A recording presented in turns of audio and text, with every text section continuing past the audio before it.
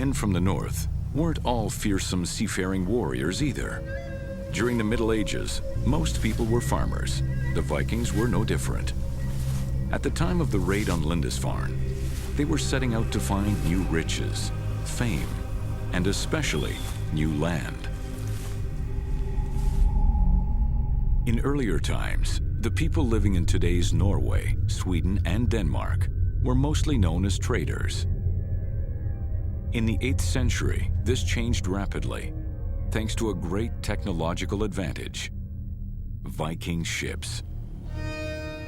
Viking ships made the Viking Age. Viking warriors and raiders sailed aboard revolutionary longships whose dragon-shaped prowheads inspired terror.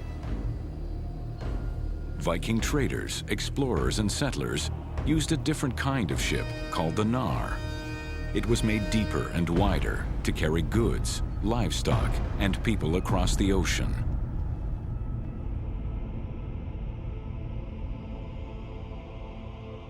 All Viking ships had hulls made of thin, overlapping planks, nailed together and sealed with tar, producing strong yet light and flexible vessels.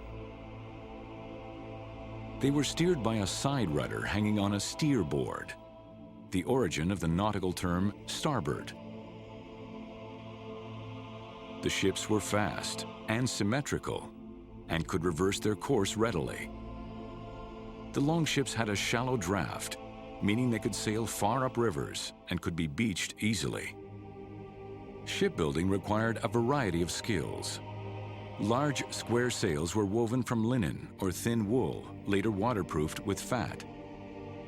On longships in particular, oars were used for precise maneuvers and in windless weather.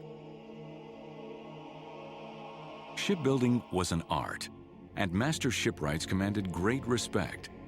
Their craftsmanship was legendary. So much so that tales of huge longships carrying 200 warriors were long thought to be the exaggerations of storytellers. Then, in 1997, a longship measuring 120 feet and capable of carrying 180 men was unearthed in Roskilde, Denmark. The giant longships had indeed existed.